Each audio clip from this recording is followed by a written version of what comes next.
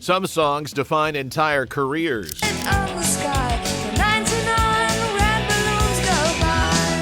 while others become beautiful accidents that haunt their creators forever. I always feel like somebody's watching me. These aren't your typical one-hit wonders. These are tracks with dark secrets. We had joy, we had fun, we had seasons in the sun. Tragic backstories, and hidden meanings that will completely change how you hear them. Oh, tell me why I don't like Mondays. Tell me why. We're counting down 10 one-hit wonders with stories so compelling you'll never listen to them the same way again.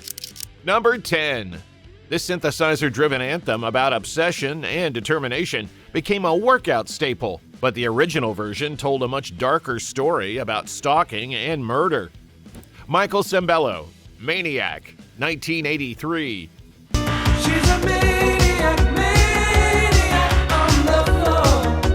Michael Sembello originally wrote Maniac as a darkly humorous take on a TV news story about a serial killer. He and co-writer Dennis Matkowski imagined a twisted thriller about a maniac with a look in his eye that could drive someone to their death. Before Flashdance transformed it into a pop anthem, the song's lyrics were steeped in horror, far from the motivational hit it became. And she's dancing like she's never danced before. When Flashdance producers heard the demo, they loved the beat but asked for new lyrics to fit the film's theme of ambition and dance. What the world ended up with was a sanitized version of a song born from something far more sinister. Millions of people unknowingly worked out to a track that began as a serial killer story. Sembello never matched this level of success again, spending his career knowing his biggest hit was a reimagined version of his darkest idea. She's a maniac on the floor. Number 9. This bouncing new wave classic from a German band sounds like pure 1980s fun, but the lyrics describe the end of human civilization triggered by children's party decorations. Nena, 99 Luftballons, 1983.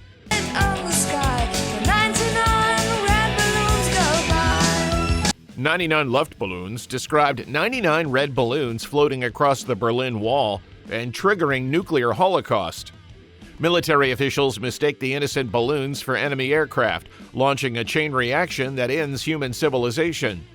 Within minutes, fighter jets scramble, missiles launch, and the world burns over lost party decorations. 99 decisions treat, 99 ministers meet. Nena wrote the song after attending a Rolling Stones concert where balloons were released, making her wonder what would happen if they drifted into East German airspace. The English version diluted much of the apocalyptic dread, but the German lyrics remained a chilling reminder of how close the world came to nuclear war during the 1980s. Call the troops out in a hurry, this is what we've waited for. Number 8. This paranoia-soaked anthem became a Halloween staple, but its fear wasn't fiction, it was the singer's reality. Rockwell, Somebody's Watching Me, 1984. I always feel like somebody's watching me. Somebody's Watching Me blurred the line between new wave and rock radio. A synth-driven hit with a horror vibe that felt right at home beside the darker side of 80s rock culture. Rockwell, born Kennedy Gordy, grew up inside the Motown empire his father built, constantly battling the fear that every success, every move, every breath was being judged. Living alone in a tiny Los Angeles apartment, he poured that anxiety into music. The song's narrator isn't just nervous, he's convinced the world is closing in on him.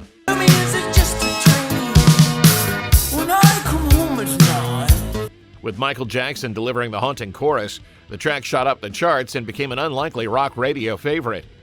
But the success only amplified his dread. Rockwell withdrew from the spotlight, convinced people were using him or waiting for him to fall apart. It turns out the spotlight was the scariest place of all, because the more attention he got, the more terrified he became. I broke the door real tight. People call me on. Number 7. This gentle ballad topped charts worldwide, but its sweetness hides a chilling goodbye. Terry Jacks, Seasons in the Sun, 1974. We had joy, we had fun, we had seasons in the sun. Terry Jacks adapted Seasons in the Sun from Jacques Brel's bleak song about a dying man confronting his regrets.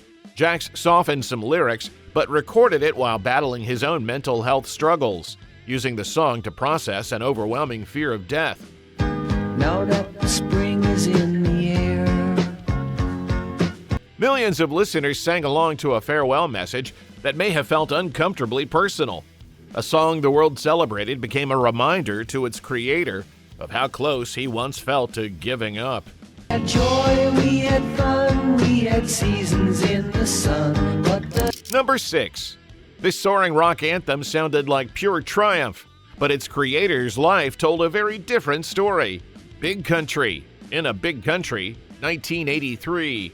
In a big country, dreams stay with you like a lover. Around the world, Big Country earned critical acclaim and multiple hits, but in the United States, they're remembered for just one, a rousing anthem built on guitars designed to sound like Scottish bagpipes.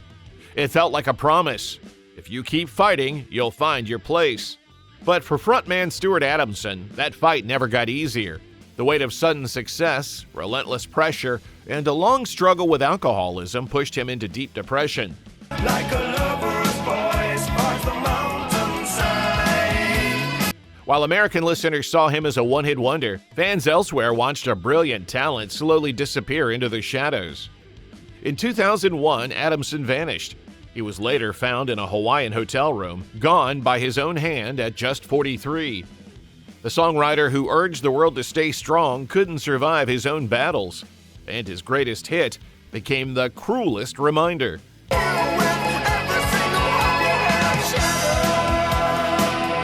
Number 5. This driving rock anthem dominated 1979 radio, but the inspiration reveals an uncomfortable truth about a 25-year-old's obsession with a teenager. The Knack, My Sharona, 1979. My Sharona. Doug Fieger wrote My Sharona about Sharona Alperin, a 17-year-old he met at a Los Angeles clothing store. Fieger became obsessed with the teenager, writing the song as an expression of his intense attraction. The age gap and fixation created a dynamic that would be deeply problematic today. Alperin later described feeling overwhelmed by Fieger's attention and the song's success.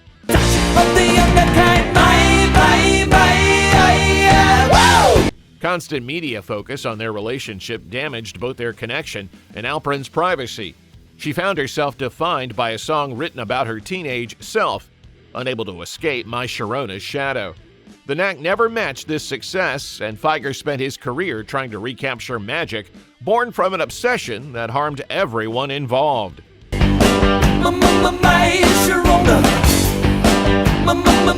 Number 4. This hard-driving anthem got people moving, but its roots trace back to America's darkest chapter and sparked a battle that ended the band's career. Ram Jam, Black Betty, 1977. Bam lamb, whoa, Black Betty. Bam lamb, Black Betty had a child. Bam lamb. Black Betty began as an African-American work song linked to slavery, prison labor, and punishment. Scholars debate whether the name refers to a whip, a prison vehicle, or a bottle that offered escape through addiction. But all interpretations lead somewhere painful. When Ram Jam turned the song into a rock hit, the NAACP and civil rights groups protested its commercialization and racial stereotypes. Whoa, Black Betty, bam lamb, whoa, Black Betty, bam lamb, she really gets me high. Some stations pulled the song, and the backlash cast a long shadow over the band's future.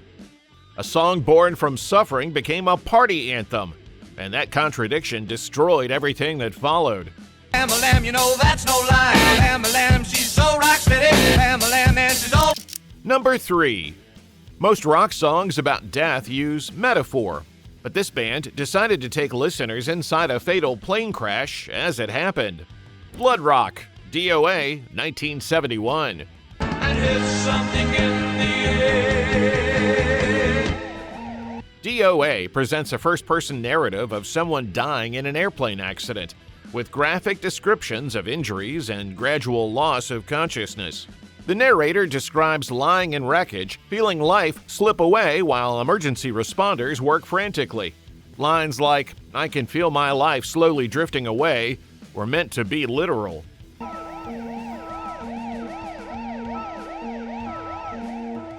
Radio stations were horrified, but it became a hit anyway, reaching the top 40 despite widespread bans.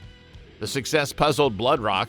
They had written the song as an experiment in extreme realism, never expecting audiences to embrace such disturbing content. They never achieved another major hit, partly because radio remained wary of their willingness to explore taboo subjects.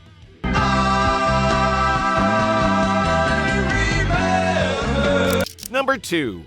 A haunting ballad inspired by a news story that would change how the world thought about school violence forever. The Boomtown Rats, "I Don't Like Mondays," 1979. Oh, tell me why I don't like Mondays. Tell me why. On January 29, 1979, 16-year-old Brenda Ann Spencer opened fire on a San Diego elementary school, killing 2 adults and wounding 8 children.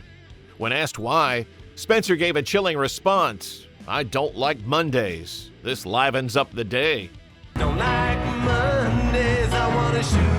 Ooh. Bob Geldof, reading about the incident, was struck by the casual nature of Spencer's explanation.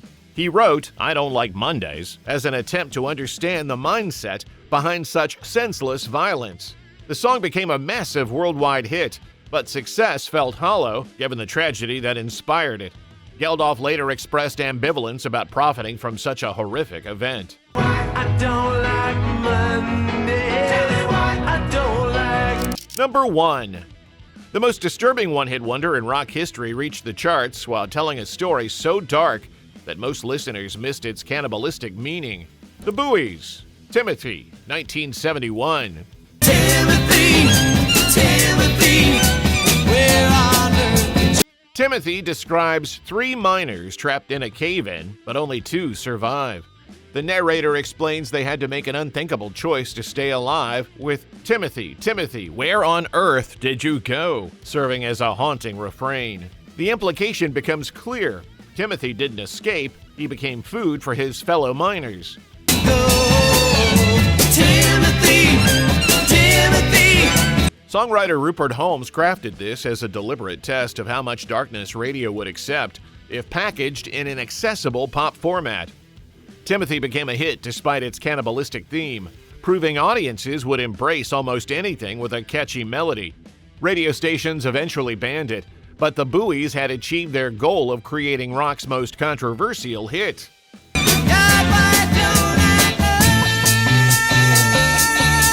These songs prove that the most memorable music often comes from the darkest places. Which backstory shocked you the most? Drop your thoughts in the comments. I'd love to hear which one-hit wonder you'll never hear the same way again.